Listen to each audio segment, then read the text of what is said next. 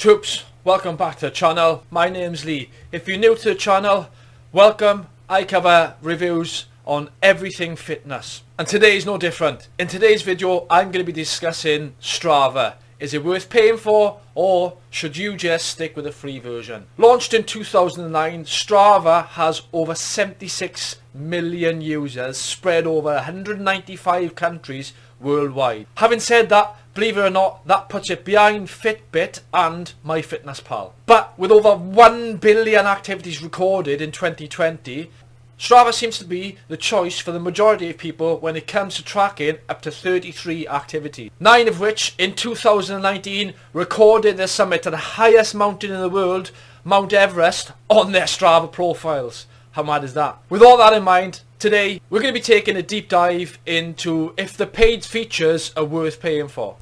Strava Premium, or Strava Subscription as it's now known, formerly Strava Summit, is available on the desktop and on the mobile as well. In the UK, currently it's £47.99 per year if you pay up front. That is $63 or $63.57 in today's current exchange. However, monthly is £6.99 British pounds, and that equates to about just over $9 and $9.26 American per month. If you choose to pay monthly, that gives you more flexibility with cancelling. Obviously, it does come with a slightly higher cost. Right now, what I'm going to be doing is taking a look behind the paywall, and I'm going to give you a rating for each of the subscription's features and whether or not I think they're any good. Stay tuned and you'll find out if I'm going to keep my subscription after my free trial ends. Okay, so the first thing we're going to look at is my goal. On a scale of 1 to 5, I rate this approximately 3. The reason being, it's a reasonably worthwhile feature, especially in the app where you can easily view your weekly mileage. However, if you're running with a Garmin, a Kos, a Sunto, then this feature is on those apps for free. This is part of the paid. Next, heat maps. On a scale of 1 to 5, I'm going to rate this a 1. To be completely honest, I'm not really sure what I would get out of a heat map. As running is my main sport, I guess heat maps is used for cyclists in order to find where they've cycled the most and where they can explore.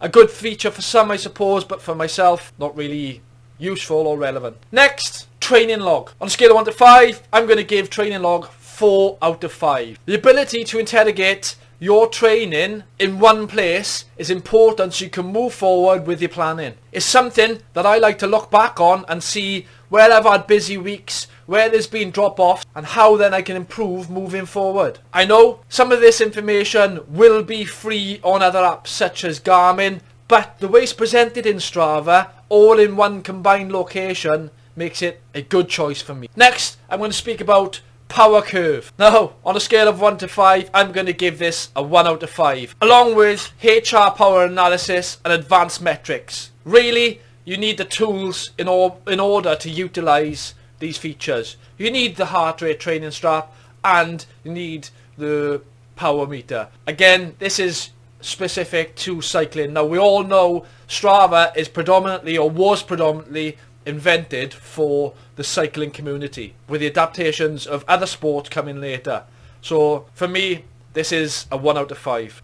Next, we're going to speak about fitness and freshness. I'm going to give this a 4 out of 5. This, for me though, is a double-edged sword. Fitness and freshness essentially works by taking all your data from a specific amount of time. You can select up to 6 months, up to 12 months, up to 2 years. From there, this will spit out a fitness score of where you're at the moment. Again, this relies heavily on use of external devices such as heart rate monitor, but if you're wearing a watch with a heart rate strap, this is going to be sufficient for you as a runner. Looking at the score can give you a good confidence boost, especially if it's high and you're doing really well. Or in my case, as you can see, it's a stark reminder just how poorly you have been in the last year, as you can see by my lack of training and my pathetic score of 25. This is probably my lowest fitness score in years. However, what it can do is motivate me. I can go back and have a look at where I was at my fittest, and then I can have a look at what I did exactly to get there. Next, we're going to speak about segments. I'm going to give segments 4 out of 5. Now this is going to cause a lot of controversy, I am sure. I can see it already. Whilst on the free version you do have access to segments, it's only the top 10. Is that enough? On the full version you have full access and you have the ability to compare efforts, set specific goals for a said segment. Now, it's going to be hard for some of you to admit, but segments is a sort of sense of self-gratification. Not only when you beat your last efforts, but when you work hard to beat a segment that you've been chasing for months. The moment you get a KOM, it's hard not to feel a little smug. Now this is where healthy competition sneaks into Strava and where the social side of it comes to life. If you lose a crown, segments can be used to create a good training session by planning beforehand and using it as a fartlek session. Hopefully stealing a few of those crowns that were taken from you before. On top of this, live segments. Live segments give you the ability to track where the segment is, how you're doing it in that segment, and how long you've got left. Obviously, you're going to need the technology like an advanced sports watch or a bike computer, but live segments is definitely a feature worth paying for. Next, we're going to speak about Beacon. Whilst I'm going to give this 5 out of 5, I don't agree that it should be a paid version. Beacon, for me, is a safety feature. On smartwatches, it comes with the smartwatch without paying for it. And I have had to use this. Only a couple of weeks ago, I was out on the trails. Luckily, I was with someone. I took a big fall, hurt my elbow, and the moment I fell, my watch sent a signal back to my wife saying that I'd fallen over. Instantly, my wife called me. Now, I'm not sure why Strava use this as a paid option when it's safety, especially for women running late at night or trail runners running in areas where signal's going to be bad or you're going on your own. This should be, in my eyes, under the free version, not behind the paid wall. Strava, sort it out. Next, we're going to speak about relative effort. When following a plan, it can be easy to stick rigidly to a schedule without listening to the needs of your body. Enter relative effort. Based on your heart rate, if you use a strap or a watch, remember what I said about a watch and the data being or perceived exertion, the premium feature analyzes the impact of your activities on your body. Or it can provide early warning signs if you're doing too much too soon and to lower your intensity, helping you to prevent overtraining and also getting injured.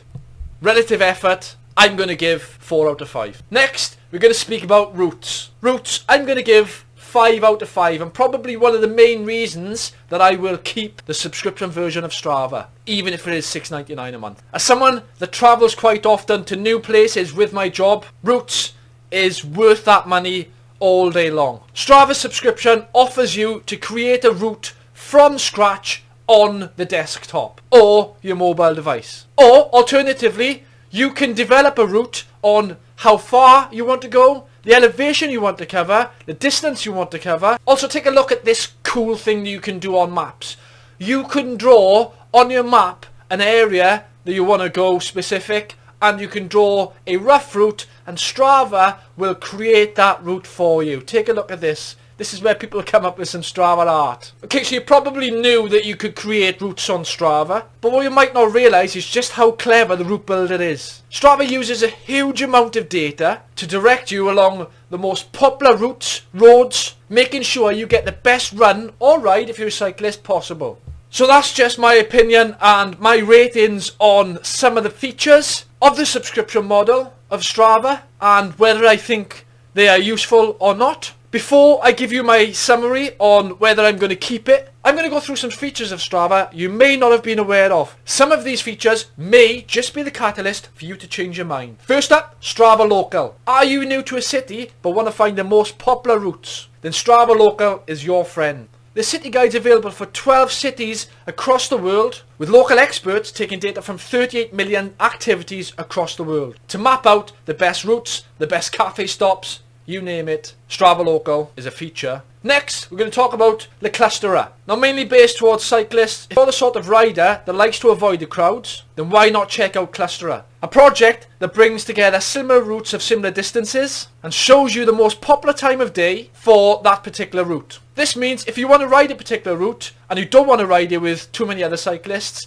then you can have a look at what times it's going to be least popular. Then you can plan accordingly. Next is Flyby. We've all been there. You're on your morning commute, you go in for a run and somebody overtakes you. The moment they overtake you, you want to know if this person is on Strava. Well, with Flyby, we can find out. If you go on your run or ride, you can click Flyby just below your name and find out exactly who run past you. What's more, Flyby can offer a great ego boost if you're taking over towards the end of your run, or you're on a nice easy long run, when you can find out that the person that in fact overtook you was only on a 20-minute or 3-mile run. Then you can still hold your head up high. Lastly, the Kos Bomb. Now, we've all been there where we've been on a group ride or a group run and it takes ages to give everybody kudos. However, with this cool little trick, if you go into click manage group, give your phone a shake, that looks odd, give your phone a shake,